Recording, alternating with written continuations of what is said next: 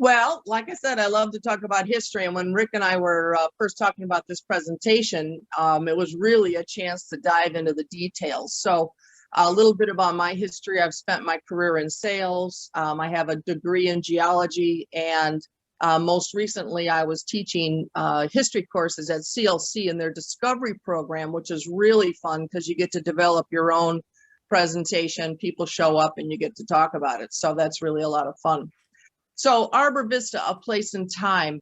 Our neighborhood is more than just whatever happened since 1960. We actually go quite a ways back, and I'll get to that. But before that, I want to let you know that I've drawn the information from the History of Lake County by Professor John Halsey from the Lake Forest College, published in 1912.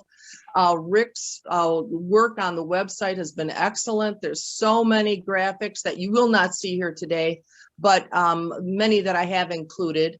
A History of Warren Township is another small pamphlet that was written by Edward Lawson in 1935, giving some of the colloquial history of the area. Smithsonian Magazine, I've worked in just a few details there about the French and Indian War. And then the Dobie Estate photos, which Christina and George have graciously extended to us, which that's been really helpful. So this is our neighborhood, and you'll see the pink line was the original estate. Heidi, you got to share this. We lost your screen. No, we've got it, Rick. We have it. How did I lose it? Okay. Oh, okay. I got it. Rick, got it? Okay. Rick, I'm sorry, Heidi. Can you add Allison back in? She lost her. Okay. Back in. All right. Okay. Okay, so this area here is the original estate by the Dobies as they had it laid out. And then the surrounding acreage was dedicated to a tree farm roughly at about, I guess, 1930. There's a few details that we're working on nailing down. So keep an eye on the website because it'll change, it'll update. But we're going to go back 13,000 years ago, and we're going to take it year by year. No, not really. So the last ice age that we had in this area was between 13,000 and 10,000 years ago, and it carved out the Great Lakes and really created much of the topography of Lake County. The reason why that's important is that it dictated land use in the area. It gave us the farm fields, etc. And as you can see, probably this ravine we have that cuts through the neighborhood is likely a remnant of that. So we benefited from up over here. Let's see if we can, up over in our area, the rich farming soils left by the glaciers. But that's not all that happened. There were a lot of rivers that formed out, and also this subcontinental divide, which lies west of Waukegan and east of us. And so what happens is the Des Plaines River cut west to the Mississippi, and then you have the other rivers draining into the Lake Michigan.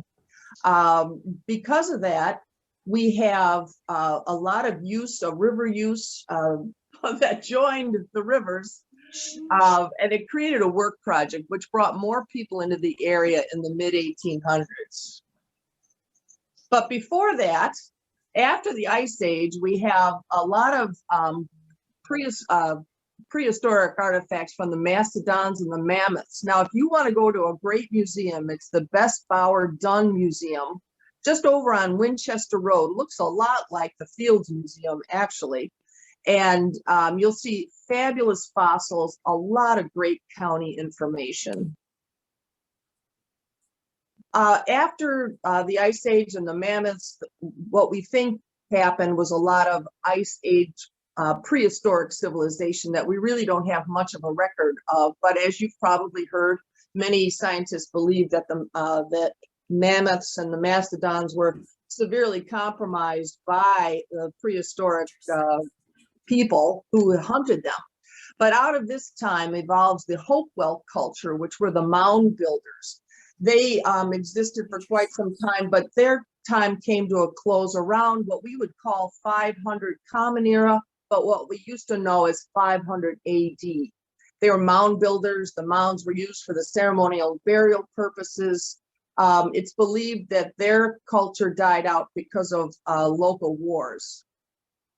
A lot of these mounds are in Lake County, but this picture here is an excellent one of a water panther, which is a very common symbol in many Native American traditions. And it just represented the master of the underworld. So their religious or spiritual journeys were formed or exemplified through mounds. Now, after the Hopewell, we have a federation of tribes known as the Inuit. Excuse me, let's go back. The Inuit, and they were the Cahokia. You've heard of the Cahokia Mounds in southern Illinois, Kaskaskia, Michigamia, Peoria, and the Tamaroa were all part of this were all part of the what we knew as the Illinois Federation in this area. Now, when French traders started coming through in the 1600s, they translated that word Inuit or Ininyak into Illinois.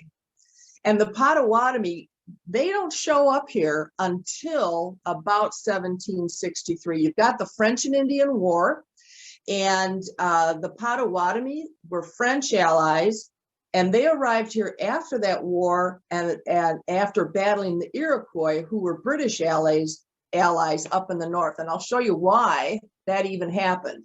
Whoops, wait a second. No. Well, but here, before we get to that, here are all some of the trails that the Indians created on this current county map. The Porcupine Trail, the Mukwonago Trail. These were some of the major Indian trails of the time. But let me show you why the French, we were French, Arbor Vista, if that helps in your real estate postings.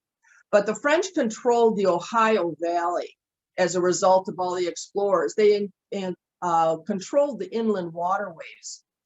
So when they came through, they were the ones that designated the word Illinois. The battle for that area comes because the British, as you can see, are in the east. We've got our 13 colonies forming up, and they want to get into that Ohio Valley. Just like everybody, land is the key to prosperity. So the British win the French and Indian War in 1763. Now, recent evidence in the Smithsonian of October 2019 suggests that George Washington himself fired the first shot near Fort Necessity in an ambush. So it's interesting to see that. But between the British and the French, it comes to a close, and then the British set up the line of proclamation, which declares that there will be no Anglo settlement west. And that becomes a major irritation for the colonists who want to get out of the concentrated east. They want to set their fortunes in the west. So that's another irritation. So right now we're British.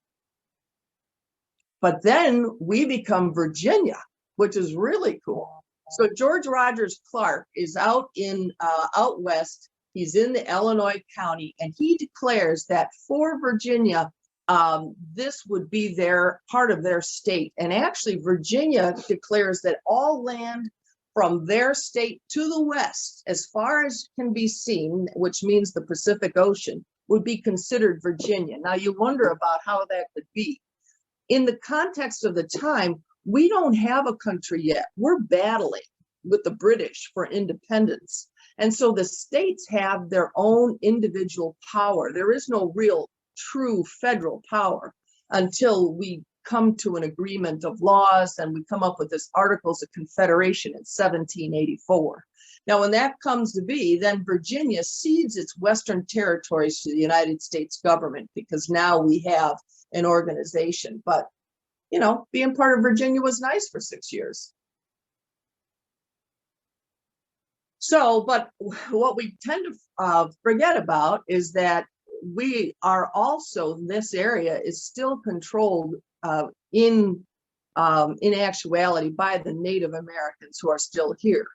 The Chippewa, Ottawa, and Potawatomi become the major forces that the treaties are address. And so the Prairie du Chien Treaty of 1829, you'll see information that indicates that they would be given 7 years to leave this area as of like August 1st, 1836. Anybody here believe that all the white non-native settlers waited until August 2nd, 1836?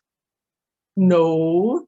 The Chicago Treaty came in 1833. No, think of it as a lot like that Oklahoma Sooner, when everybody dashed off the line to stake their claims. The same thing was happening in this area.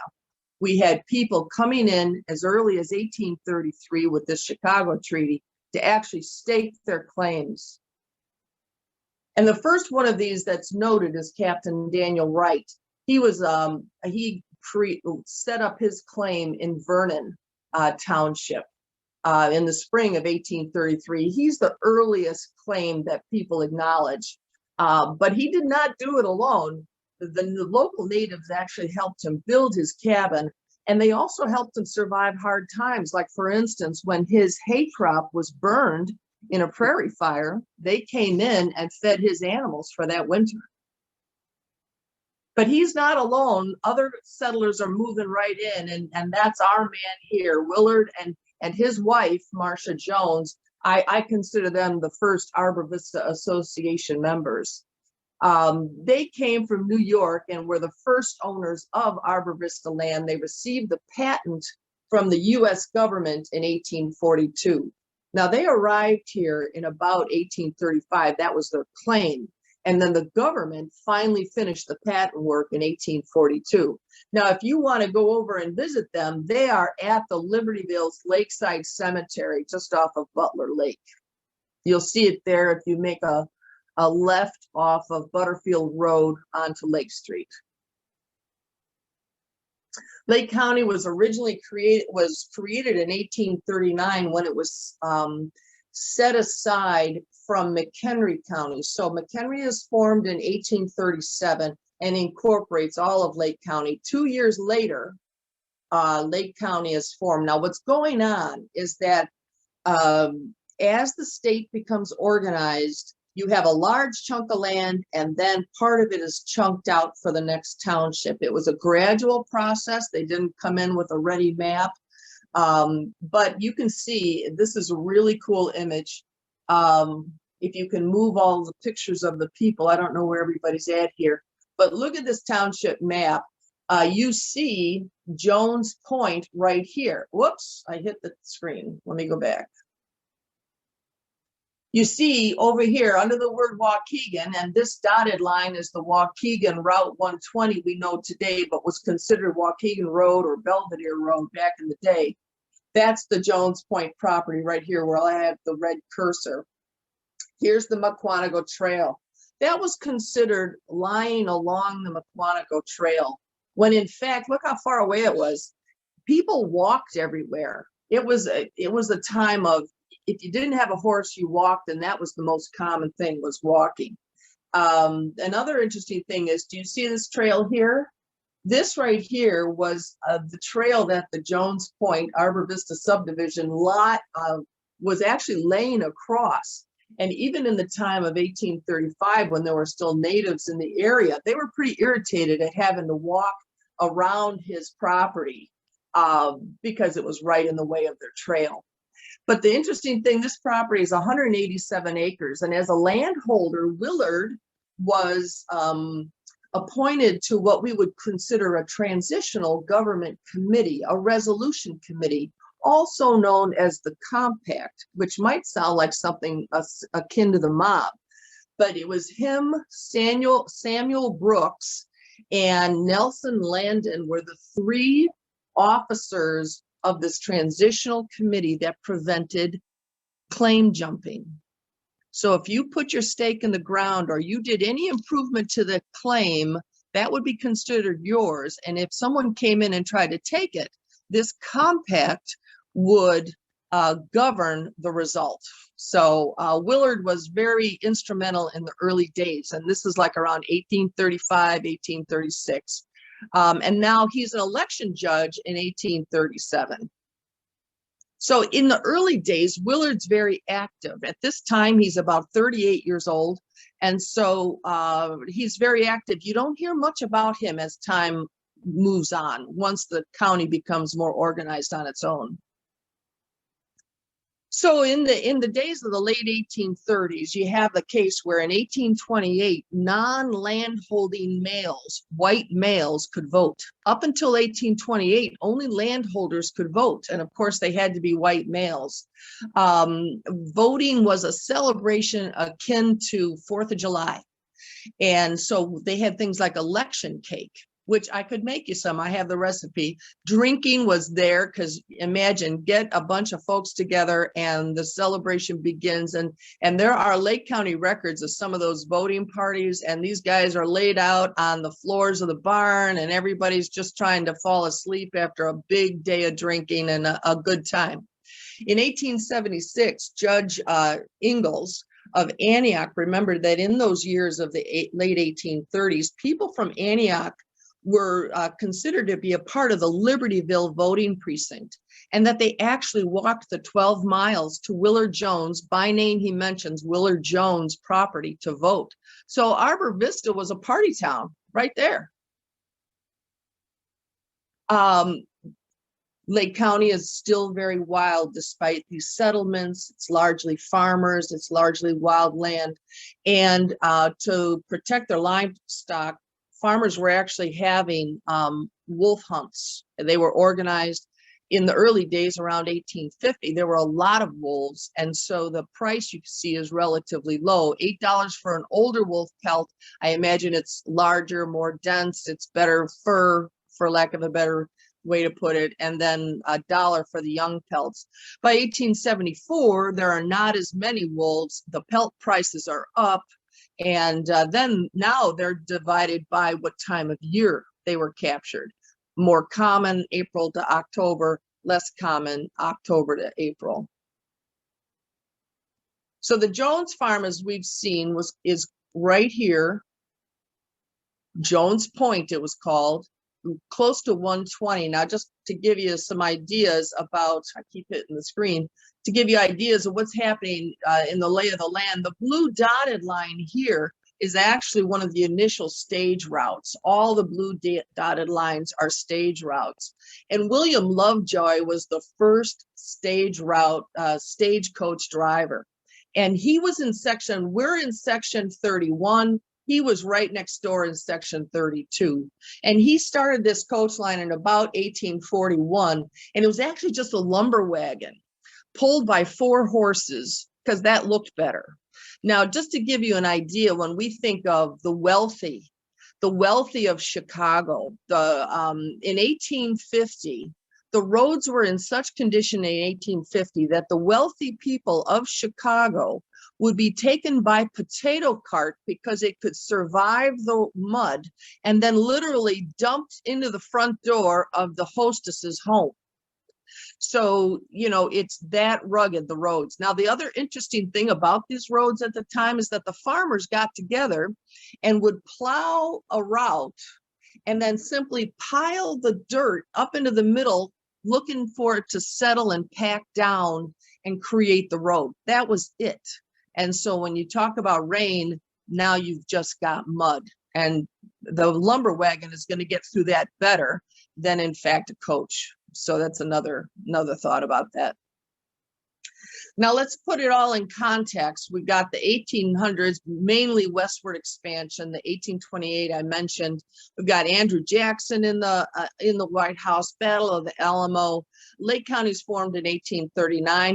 1848 we have the Route 120, or at the time, Waukegan Belvedere Plank Road Association forms. Now, it was a tollway, and it was monitored by a toll keeper. I believe it was Mr. Kellogg, who owned the property adjacent. And in fact, it existed for 30 years, but even then, the farmers would avoid it at all costs unless they couldn't get their flocks, you know, their cattle or their sheep or their crops to Waukegan for shipping any other way. So that's kind of interesting. People are the same today, right? If you don't want to spend your $1.50 on the tollway, you go somewhere else.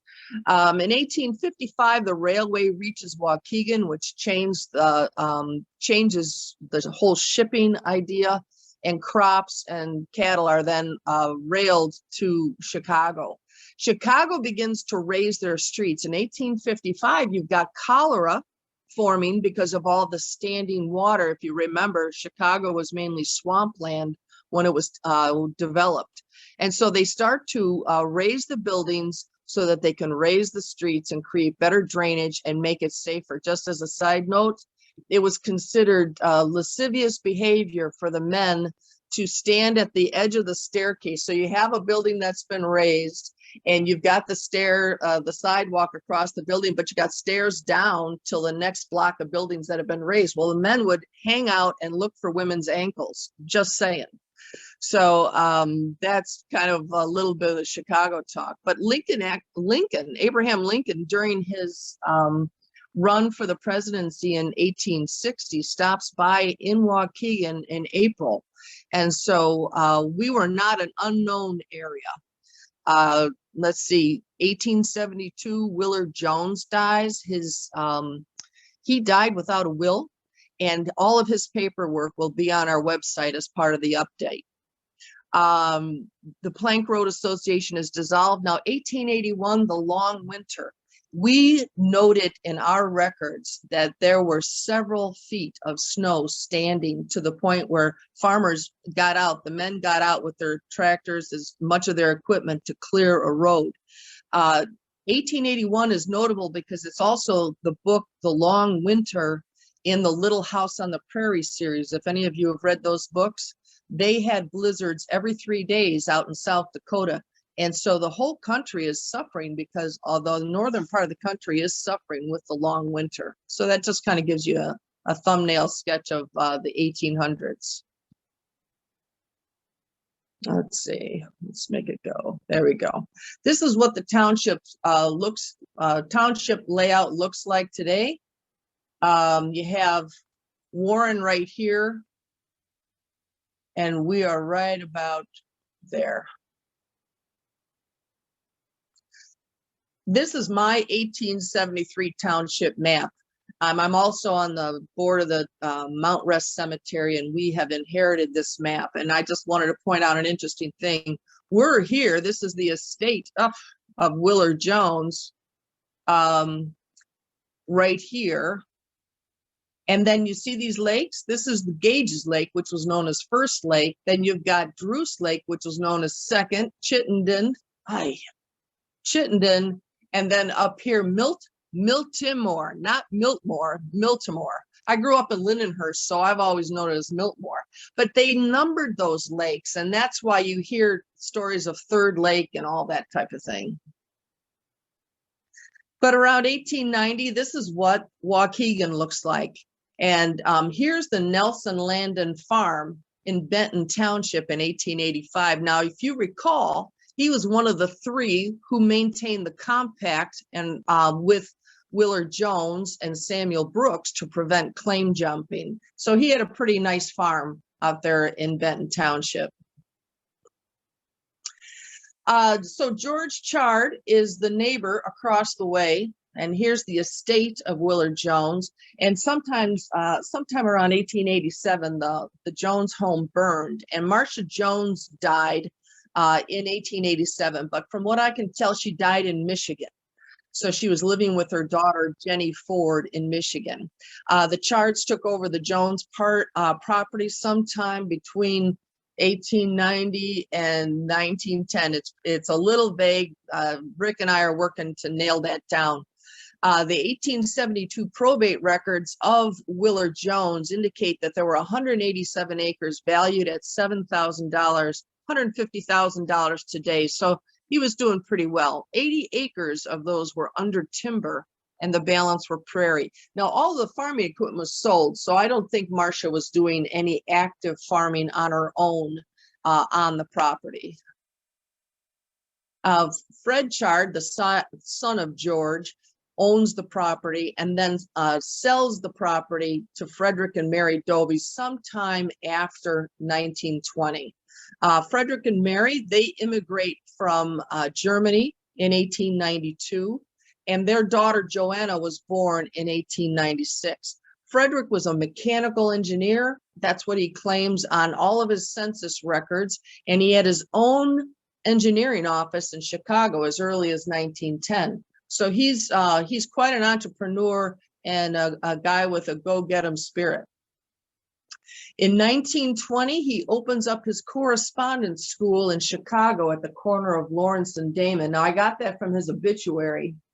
And he and Mary started building their home on rural Route 45, which had been known as West Town Line Road in Lake County. And this is actually the southern view of their estate. In 1925, he moves his business to their newly finished estate, the Dobie Villa. It was designed by Chicago architect Norman W. Cook, and at its peak in the 30s, there were gardeners, 3 houseboys, a maid, groom, and chauffeur kept everything running. Isn't that beautiful? Still beautiful today. I think just my own personal take, George and Christine have done a wonderful job keeping everything just gorgeous. This is the original entrance. Right now, you'll see on the left here, that's the coach house.